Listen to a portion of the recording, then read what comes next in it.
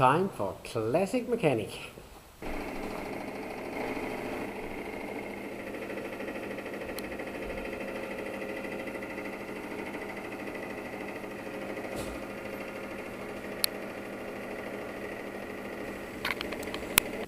This is a sound you don't want to hear from your engine.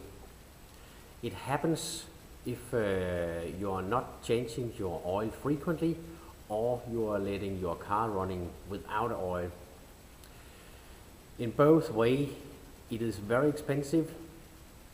You either have to rebuild your engine, or you have to get another engine to put in your car.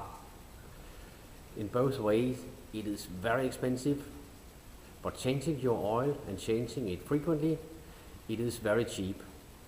I would like to show you how to do it, so you can do it yourself in your own garage. I am very lucky here. I have some equipment, a lift for the car, because I am working a lot on cars and I am under the cars. But for changing your oil, you don't really need that.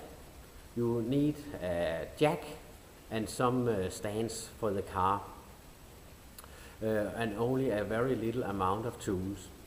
But I will show you. I have opened the bonnet here on my little MGB. A fairly old, nearly 50 years old, but a very strong little car.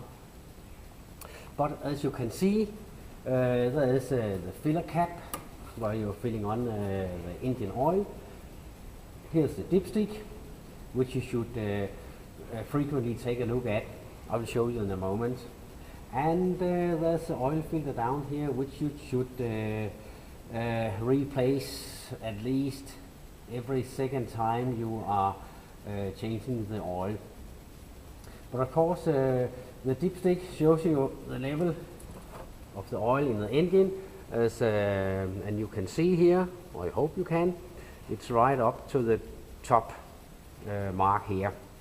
Never overfill it, because it will just push the engine will just push the oil out, and you can get it into the clutch, and then you are having another problem where you have to change the clutch plate, because it is sliding. So just never fill it over the top mark.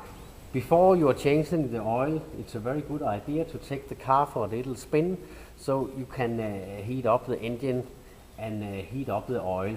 And the debris which will be in the oil will be mixed up in the oil, and it will all come out when you are taking the plug out of the bottom of the engine. We are now under the car, and in here in the bottom is where the oil is sitting for lubricating the engine. The plug for taking the oil out, for draining the oil, is here, and well, you simply take this is 19 millimeters and a socket wrench. Take the plug out and make sure that there's a washer here. Make sure this is okay before you're putting it in again. But you are draining the oil out in a bucket after you have heated up the engine, and you just let it sit here for 10 minutes and let the oil drain off. If you don't know how much oil your car contains, it should be in your manual. It should tell you, but you can take it all off in a bucket, and when all the oil is off, you can feel exactly the same amount of oil onto your car again. But I can show you when we are getting when we are taking the car down again, and I will show you. It's very simple, and as I told you before, you don't need an expensive lift as I have here. You can do it from the ground with a jack and two stands to put under the car. You can do exactly the same job, and it takes only 10-15 minutes. The car is on the ground again now, and we are pretending that the oil is off. As I showed you before, the oil filter is sitting down here. I have a special tool to take off the filter. On some cars there's not room for it. I can use it on this car, but if you don't have room for it, you can use a screwdriver to knock through the filter and give it a little turn, and you can take it off by hand. Have the bucket under the car, because it will it's a bit messy when you are taking the filter off. There's oil in the filter as well, and of course it's getting out and getting on the ground. So have a bucket to pick up the oil. And a little trick when you have when the filter is off and you're putting on a new filter. I'll just take another filter. This is an old filter, but it doesn't matter. It's just for showing. There is a rubber gasket here on the filter, and before you're putting on the new filter, it's a very good idea to take a little amount of engine oil or grease, clean oil and clean grease, of course, and put it on the gasket. It means it's easier to tighten back on its place again, and it will keep it tight, and it's easier to take the filter to get it off again next time you're going to change it. And you're just putting on the new filter. Make sure there's on some cars and on some filters there is some internal O-rings. You can see that when you're taking it apart. Put it back in place and take the new filter and put it on, and that's it. When you are putting on the new filter, don't use a tool for tighten it. Just tighten it up as much as you can by hand, and it's okay. Next step, it is to take the filler cap off here and put the right oil and the right amount into here with a jug like this. In the manual you can read what the amount is, or you can do as I told you before, put the same amount of oil on the car as you took off. And when you have been doing that, pull the dipstick and have a look. Never exceed the top mark on the dipstick, as you can get into other problems if you are doing that. But when you have been doing that and it is to the top mark, put it back again and the lid on here.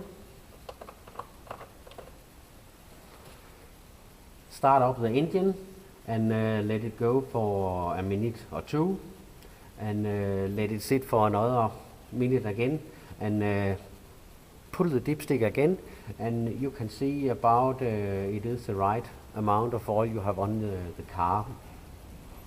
When the filter is getting filled up again, maybe you have to add a little amount of oil, but it is not much. On this car, this is an old car, an old engine I use, and it is a dinosaur oil. It's called 20W50, and is an old-fashioned, a bit greasy oil, but it's very good for old cars. And as you can see, it is tight, and no oil is getting out everywhere.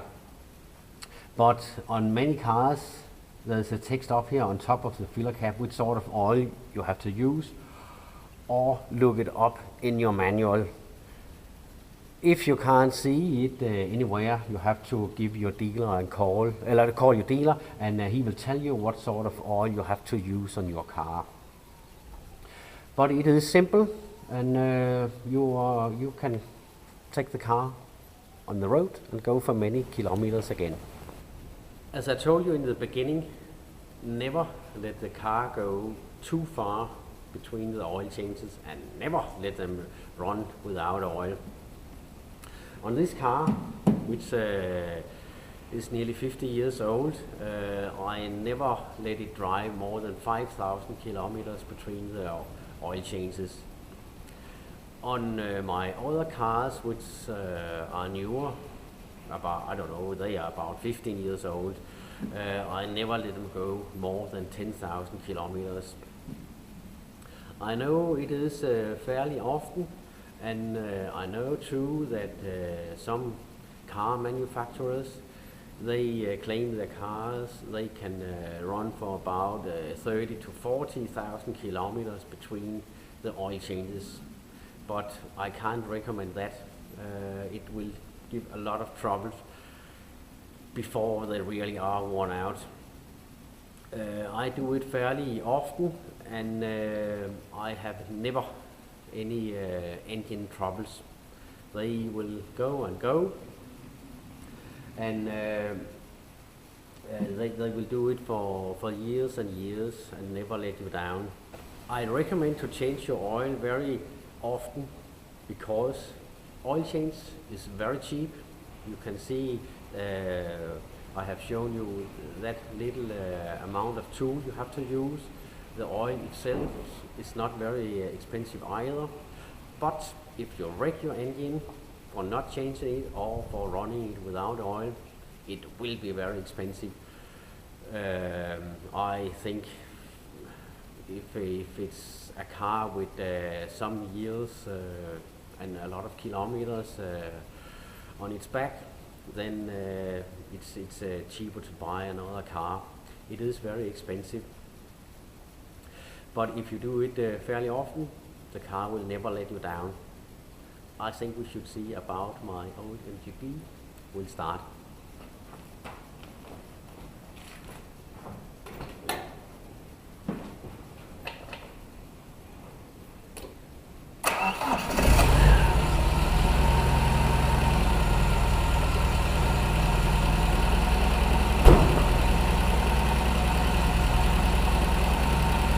It starts up, and it does it in this way every time. It goes very well. Thank you.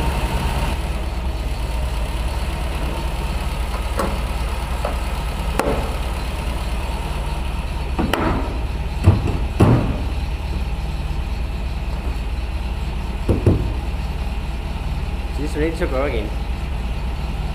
See you soon.